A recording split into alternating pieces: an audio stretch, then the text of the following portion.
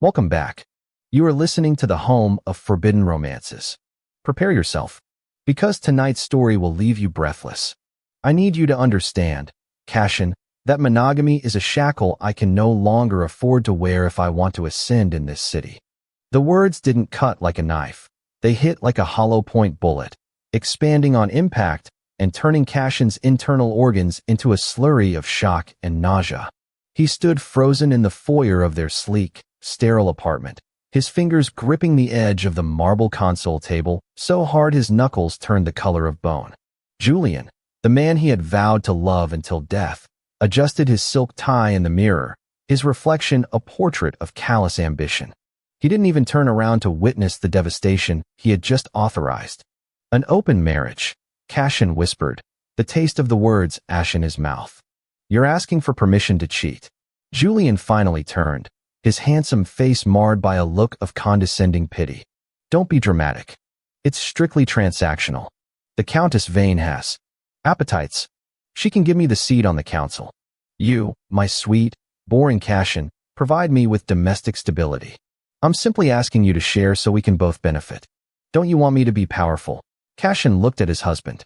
Really looked at him. For 3 years, Cashin had taken the suppressants Julian gave him. Pills to mask his scent, to make him safe and compliant for a human living in a vampire-dominated metropolis. He had made himself small so Julian could feel big. And if I say no? Cashin asked, his voice trembling. Julian checked his watch. Then you pack your bags. But remember, without my protection, a human with your delicate constitution wouldn't last an hour in the lower districts. The choice is yours. I'll be back by morning. Don't wait up. The door clicked shut. The silence that followed was deafening. Cashin stood there for a long time, the humiliation burning through his veins like acid. Julian believed Cashin was weak. He believed Cashin was nothing more than a trophy of a bygone era, a pretty ornament to keep on a shelf while he courted the monsters of the night for scraps of power. Cashin walked to the bathroom. He opened the cabinet and stared at the orange bottle of suppressants. Delicate constitution. That was Julian's code for Cashin's rare blood type, a bloodline so potent it was considered a myth. Julian had terrified him into hiding it, convincing him that the vampires would drain him dry if they ever caught a whiff. But tonight, the fear was gone, replaced by a cold, obsidian rage. Cashin poured the pills into the sink and turned on the tap, watching the orange capsules dissolve into white sludge. You want an open marriage, Julian? Cashin whispered to his reflection, watching his pupils dilate as the latent adrenaline hit his system. Fine. Let's see who plays the game better. The Crimson Spire was the tallest building in Neo-Viridia, a needle of black glass piercing the smog-choked sky. At its pinnacle sat the Apex, a club so exclusive that money was irrelevant. The currency here was blood and influence. Cashin had no invitation. He had no status. He wore a simple black shirt, unbuttoned to the sternum, and fitted trousers that hugged his lean frame. But he had something better than a VIP pass.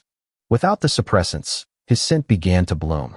It started subtle, a note of vanilla and rain, but as his heart rate climbed, it deepened into something ancient. The bouncer, a ghoul with skin like wet granite, stepped forward to crush the intruder. He froze before he could touch Cashin.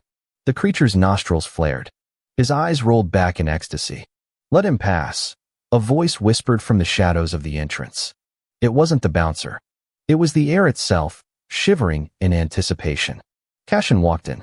The club was a cathedral of debauchery. Red velvet draped from the ceiling. Crystal chandeliers cast fractured light over bodies writhing on the dance floor, and the air was thick with the metallic tang of blood wine. As Cashin moved through the crowd, the music seemed to dim. Heads turned. Vampires, apex predators who usually looked at humans as cattle, stopped mid-conversation. They parted like the Red Sea, their eyes locking onto the slender human walking with a suicidal amount of confidence toward the VIP balcony. Cashin felt their gazes like physical touches, hot and hungry. He was terrified, but he let the spite fuel him. Julian was probably at some mid-tier lounge, groveling at the feet of a minor countess. Cashin was walking into the lion's den. He reached the stairs to the upper sanctum. A guard stepped out, a high-level vampire with fangs fully extended. No humans allowed above this FL. The guard choked. He grabbed his own throat, lifted into the air by an invisible hand. He is allowed everywhere. The voice was a low rumble, vibrating through the floorboards, resonating in Cashin's chest. From the top of the stairs, a figure descended. He was tall, looming over 6'4", dressed in a suit of bespoke charcoal wool that cost more than Cashin's entire life earnings. His hair was the color of moonlight on steel, swept back from a face that was devastatingly beautiful and terrifyingly cold. But it was his eyes that froze Cashin in place. They were crimson, not the muddy red of the lower vampires, but a bright, glowing ruby, burning with an ancient, terrifying intelligence. Lord Valerius Thorn, the Don of the Sanguine Syndicate, the vampire king of the East Coast. A man who supposedly hadn't taken a human lover in 2 centuries because no blood was sweet enough to satisfy him. Valerius stopped 2 steps above Cashin. The power radiating off him was heavy, suffocating. He inhaled deeply, his eyes fluttering shut for a fraction of a second. "Do you have a death wish, little one?" Valerius asked. His voice was like velvet wrapped around a razor blade. "Walking into my domain smelling like that." Cashin looked up, his chin trembling but high. "My husband told me I was too vanilla. I thought I'd see if anyone else had a different palate." Valerius opened his eyes. The predator within him surfaced, a shark smelling blood in the water. He descended the final steps, closing the distance until he was towering over Cashin. He reached out, a gloved hand tilting Cashin's chin up. "Vanilla?" Valerius scoffed, a dark amusement dancing on his lips. "You smell like the Library of Alexandria burning. You smell like the first rainfall after a drought. You smell." Valerius leaned down, his nose grazing the pulse point of Cashin's neck. Cashin gasped, his knees buckling, but Valerius's arm was instantly around his waist, holding him up with iron strength. "Like the primordial vitae. Is that good?" Cashin breathed, his mind hazy. The proximity to such power was intoxicating. "It is a reason to start wars," Valerius murmured against his skin. "Who is the fool that discarded you?" "Julian. He wants to climb the ladder." Valerius pulled back, looking into Cashin's eyes. "Then let us help him fall." The next 24 hours were a blur of luxury that Cashin couldn't have conjured in his wildest dreams. He didn't return to the apartment. He was whisked away to the penthouse atop the spire. He expected to be used. He expected to be bitten, drained, and discarded. That was the way of vampires. Instead, he was worshipped. Valerius did not bite him. Not yet. To taste the vintage, Valerius had said, stripping Cashin of his cheap clothes and dressing him in silk robes. One must let it breathe. They talked. It was absurd. The most dangerous creature on the continent sat across from him at a mahogany table, watching Cashin eat steak and truffle mash, asking him about his dreams, his art, his favorite books. Valerius listened with an intensity that made Cashin feel like the only star in the sky. It was a seduction of the mind before the body. Valerius treated him not as a blood bag, but as a lost treasure he had finally recovered. "Why?" Cashin asked, as they stood on the balcony overlooking the glittering city at 3 a.m. "You could just take my blood." Valerius stood behind him, wrapping his arms around Cashin's chest, pulling his back flush against the vampire's solid warmth. "Power is boring, Cashin. I have had power for 600 years. Connection? A soul that sings in harmony with mine. That is rare. Your husband is a child playing with matches. He does not know he is holding a diamond." Valerius brushed a kiss behind Cashin's ear. "Tonight is the Solstice Gala.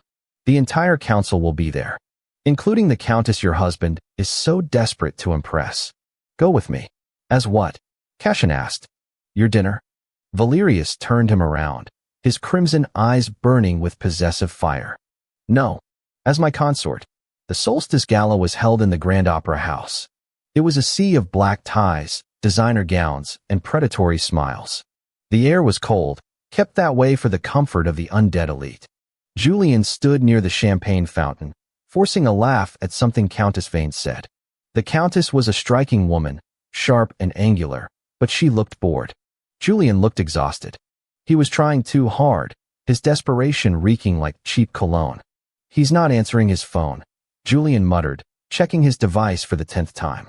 "Who?" The Countess drawled, swirling her drink. "My husband." "Cashin, He, he can be dramatic. The human you told me about? The boring one. She yawned. Forget him. Look, the doors are opening. Lord Thorne is arriving. If you want that seat on the council, do not look him in the eye unless he speaks to you. The great oak doors groaned open. The room went silent. The music stopped. Valerius Thorne entered. He wore a tuxedo of midnight blue velvet, a cape draped over one shoulder. He looked like a god of the night. But no one was looking at Valerius. They were looking at the man on his arm. Cassian. He had been transformed. His hair was styled back, revealing the elegant curve of his neck. He wore a suit of white silk that seemed to glow under the lights, embroidered with silver thread and patterns of thorns and roses. Around his neck sat a choker of black diamonds, the signet of House Thorne. A claim. A warning. Julian dropped his glass. It shattered, the sound echoing like a gunshot in the silent hall. Cassian walked with his head high, his hand resting lightly on the crook of Valerius's arm. He saw Julian. He saw the shock, the horror, and then the dawn of realization. Valerius guided Cassian through the crowd, which parted instantly. They walked straight toward the Countess and Julian. Lord Thorne, the Countess gasped, bowing low. She looked terrified. She looked at Cassian, then at the choker, and her face drained of color. And his guest. Not guest, Valerius said, his voice projecting to the corners of the room. My partner. Julian stepped forward, his face flushed. Cassian, what are you doing? Take that off. Come here. The room gasped. To command the consort of a lord was a death sentence. Valerius stopped. He turned his head slowly, looking at Julian as one might look at a cockroach on a wedding cake. I beg your pardon. He's my husband, Julian stammered, though his confidence was evaporating under the weight of Valerius's aura. We have an agreement. Had, Cassian corrected softly. He stepped out from Valerius's shadow. He didn't feel weak anymore. He felt the hum of the magic Valerius had placed upon him, a protective shroud. You wanted an open marriage, Julian. You wanted to upgrade. Cassian gestured to Valerius, who stood watching him with a look of pure, predatory pride. I took your advice. Julian looked from the Countess, who was currently backing away from him as if he were contagious, to Valerius, the most powerful entity in the city. The math of his failure crashed down on him. Cassian, please, Julian whispered, sweating profusely. I didn't mean. Not him. Anyone but him. He's a monster. He treats me like a king, Cassian said coldly. You treated me like a secret. Valerius stepped forward, placing a hand on Cassian's shoulder. This human, Valerius announced to the room, possesses the primordial blood. He is the rarest creature in this city. And this man, he pointed a gloved finger at Julian, kept him hidden in the dark, feeding him poison to dim his light. A murmur of outrage went through the vampire crowd. To waste such blood was a crime against their kind. Julian Varus, Valerius said, his voice dropping to a growl. For the crime of neglecting a treasure of the night. You are hereby banished from the inner circle. No clan will trade with you. No house will shelter you. You can't do that. Julian screamed. I just did. Valerius snapped his fingers. 2 guards materialized, grabbing Julian by the arms. Wait. Julian thrashed. Cassian, help me. We're married. Cassian looked at the man who had broken his heart 24 hours ago.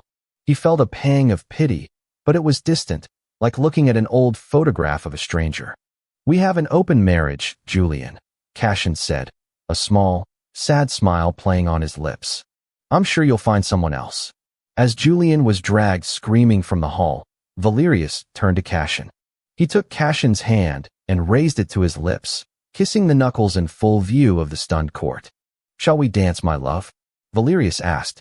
Cassian looked up into those crimson eyes, seeing not a monster, but a man who had waited lifetimes to find him. Yes, Cassian whispered.